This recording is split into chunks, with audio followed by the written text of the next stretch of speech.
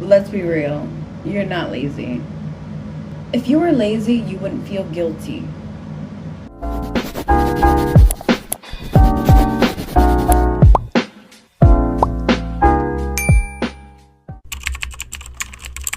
Who do you think you are when nobody's watching?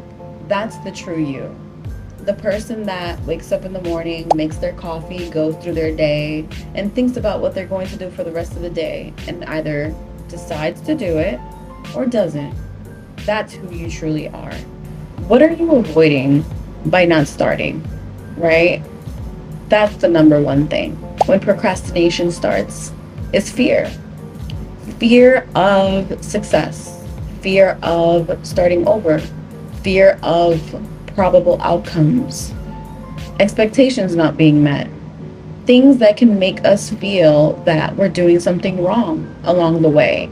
And all of these things can contribute to fear, which is, I would say, a number one thing from procrastination. It's subtle, it's unconscious, and sometimes we don't even feel it.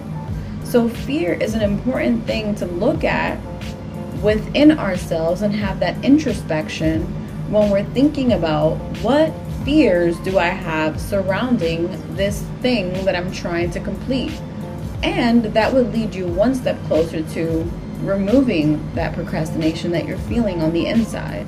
The second thing that I feel is important when looking at procrastination and how to avoid it is the dopamine part, right? You're rewarding yourself before you've earned anything, and your body's naturally just taking it all in. Think about it like this: someone who's hungry is going to go and look for food, versus someone who's snacking all the time is never going to be hungry. And those snacks are small rewards for your system that you're basically giving yourself for no reason. You're not hungry, your body doesn't need it, but it feels good. The same way when you're watching Netflix all day or binging and you haven't completed that task that you've been trying to do for the past 6 months and you've been procrastinating on completing it. It's important to look at what you're giving your body and feeding yourself when you're about to complete a task. I like to look at it like this for myself. When I know I have to do something and I get one of those steps done towards my bigger goal, I like to give myself a reward. It can be something small. It can be I make myself my favorite cup of coffee in the morning, right? After I finish, making my bed. Or I read 3 pages of my favorite book after I make sure that I adjust all of my folders on my computer if that's something that I've been having to do, I've been procrastinating on for a while. So all of these rewards that we're feeding ourselves on the day-to-day basis is basically instant gratification. So that delayed gratification is actually going to help us in receiving that reward for when, we want to be able to complete something in the end. Think about it like this. When you're training a dog, right? Dogs don't do tricks for free. I've never seen a dog that does a trick for free. You have to give it a treat, right? Now imagine if you gave the same dog a treat for everything they did, right? They would feel as though they don't have to try hard enough because they're already getting treats. We're kind of wired in the same way, where if we're constantly getting rewarded for bad behavior, we're going to continue doing that bad behavior. And that's essentially what that dopamine part of the procrastination is and how to avoid it. The third thing is, solution, right? Keep it clear, not cluttered, right? So making sure that you choose your identity, right? Making sure that your identity lines up with the type of person that you want to become in the future. And that could be, let's say you want to be an artist, right? An artist, what does an artist do? An artist is always painting or creating something or planning to create something. They have their art materials, they have everything that they have around them, right? That's an artist, right? Or what the essence of an artist is, right? They're creators, they're creating something. So naturally that's what they are called, an artist, because they're creators.